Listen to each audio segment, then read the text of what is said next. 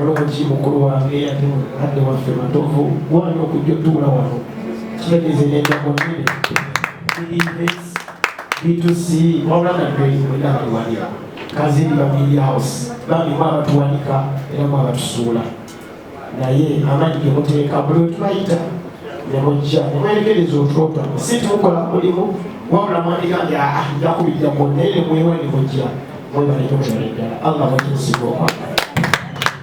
Ladies and gentlemen, King SAHA nze kwolwo olunaku sinira balima nti nakola olw'ensonga nkola eki nga kabaka waali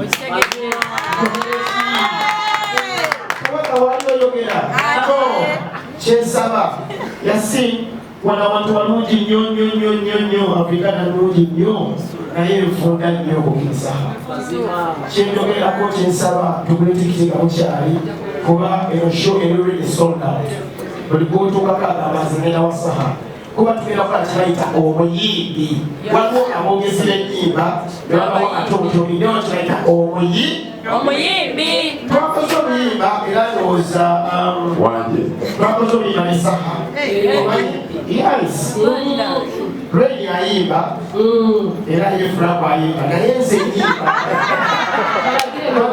nyimba era lunasemba okubeera wali lunayimba yalishiro imba kwesinga kwongera nayimba abantu bonna bali baze musho nibayimuka nibagenda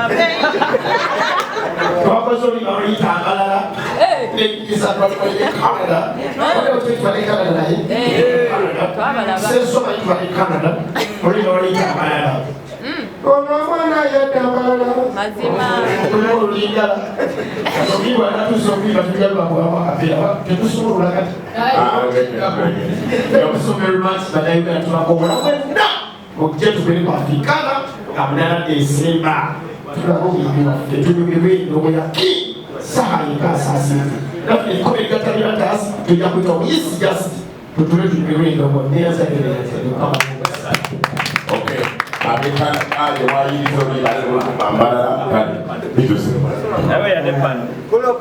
want them up on the dancer for me and say them.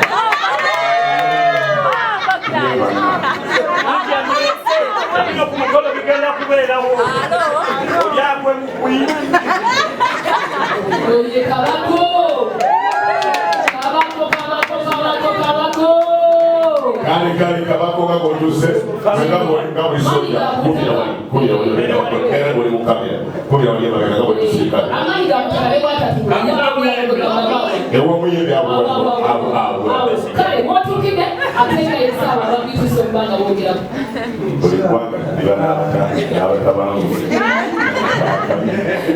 basaba nibanyawo babanira omusabulo dayane mukozambali B2C Sojjah zikutumanyi bulungi tukolagana bintu bitakolaganika nabyo ebintu byetukolagana byolanga B2C mweri manya bya ddala kuba bingi ebulagana tubirimu bibyo babugoyo tusinga omanya kyakuyimba n'okukkiririzamu kintu abantu balina okukkiririzamu oba tibakkirizaamu King SAHA y'omu ku bayimbi abali proven wano mu Uganda kati yeetaaga kubuuza kintu kyonna era nga buli kyayogera nga kya music owuliriza buwuliriza so naffe twesimbye okuba namukisa okuba n'abantu nga mukuka yaffe natandikawano gyaffe yatusookako maaso tukola bibyeko bingi ate atwagala nnyo yakyogerako nennaku ezo nti ate music gwawuliriza wa B2C bw'abanga awuliriza wa B2C omanya ate kirala B2C bakambwe sibakiriza nnyo olunaku olwo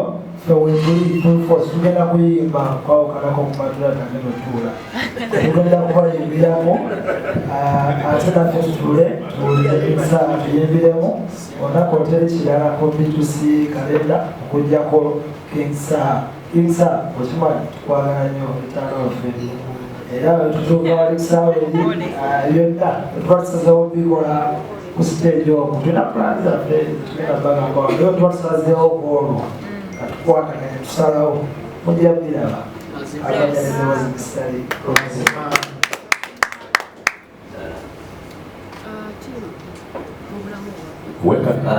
King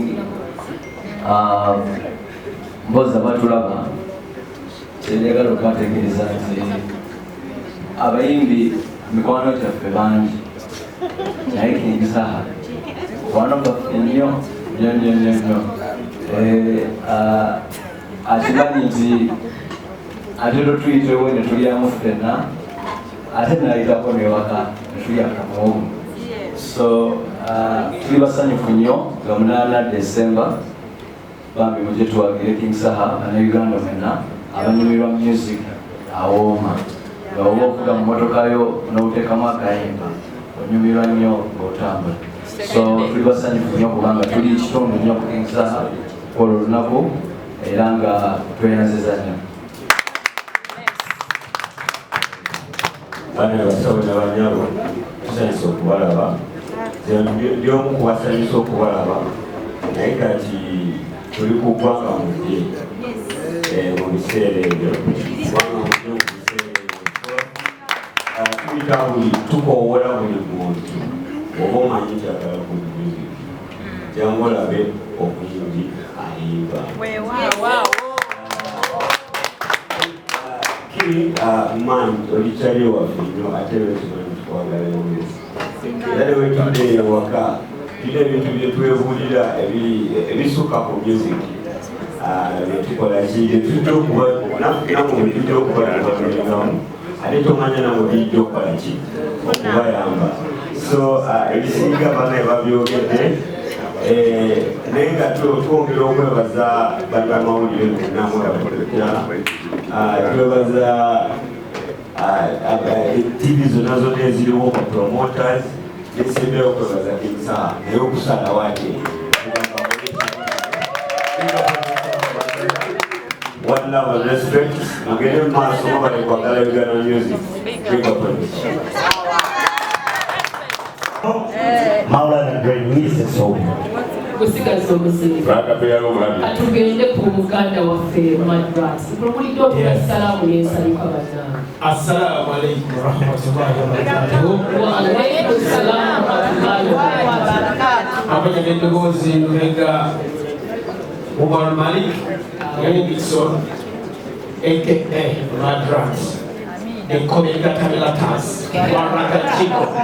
When I talk Megatamilatas, women take a Zawasoma, your friend, where the Rabu and one. Yeah, regional one. Ladies and gentlemen, Chitiwa Chamali, your several press offices on Azona, and Sati, Takatako, Kaita Wafe, Buganda Wafe, Hero. No good job show you. Oh, she took up a fena. It is a one love. Yeah. Piggy. The guy only one.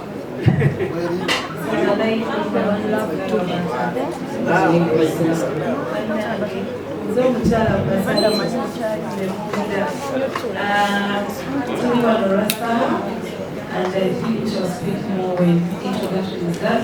But Biggie, CEO of B2C. Thank you so much. Good afternoon, everyone. Bobby Lash from the B2C, Ragamuffin Choir, Erangandi, one of Runako, Loa Kingi. I did Ravenga to Chiko to the next level. I got to know Mania, with Jim Rave Omuimbi. Yeah, Zabambisa Julio, okubamu Great B2C, era nga bisanyufu nnyo okuba nga ndina King olunaku lwaleero ku press conference. Ampanya gange Bisali okuba B2C era nga nange ensonga gyendi wano wazira Nana tuli wano mu Africana fenga ba B2C nekitukakatako okubanga tuli bafani ba Saha ate tuli baganda be ate tumwagalana bwetuli. Thank you so much. Kulunda roles abali yatayogedde. Nongera kati wa yasirike abakeseza bakulembedde mu enteekateeka. Yeah, kikiridde yanjira n'okutunjulula kye bateesiteese. Neyanziza amanya nze mukinyiriza atune wano nga CEO wa SSHOW'S nga tubateesateesa abakulu abashinzwe yanga 8 December. Mpozi tubasuubiza best production stage n'amataala tukozesa Steve G, the best. Omuyimbi twakiriziganya omulundi guno omwaka guno tukole King SAHA. Because bw'otunuulira the best vocalist artist in Uganda today. Kyonkyogera si magamaga. Ate era yasirika yeekutte abateesiteesa abaliko. Yasirika eyo abateesiteesa abakulembeddemu. Pozi oba wanazambala ekirala kyagala okumanya. Tujja kubuuza mpola mpola tugende